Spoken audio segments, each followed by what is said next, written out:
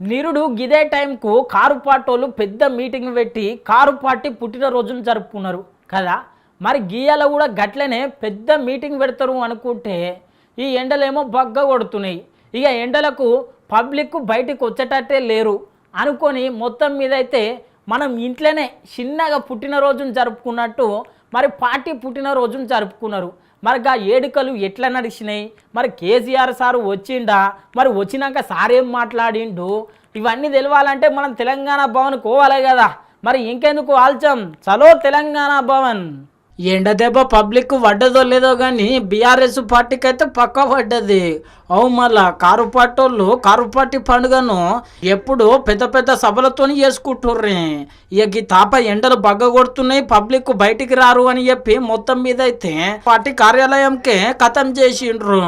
ఇక ఎలా పొద్దుగల్లా KTR sir party ఆఫీసులా గిట్ల గులాబీ జెండా ఎగిరేసిండు. మళ్ళా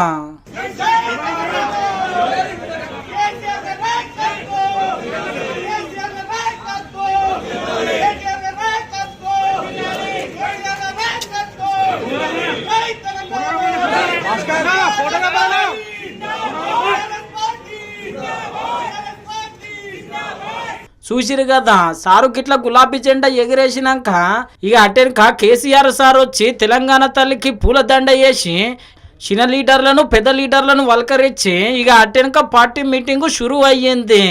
ఇక మరికి మీటింగ్లో ఏమేం మాట్లాడిండ్రు అంటే ఈ 25 ఏళ్ళల్లో పార్టీ ఎన్ని కష్టాలు పడ్డది, ఎన్ని విజయాలు పొందింది, మరి అధికారంలోకి రానికే ఏం చేయాలి, మనం ఇప్పటిదాకా ఏమేం పథకాలు అమలు చేసినాం, ఇక మళ్ళా పథకాలన్నిటినీ పబ్లిక్ యాద్ చేయాలి, గప్పుడే మనకు మళ్ళా ఓటేస్తారు.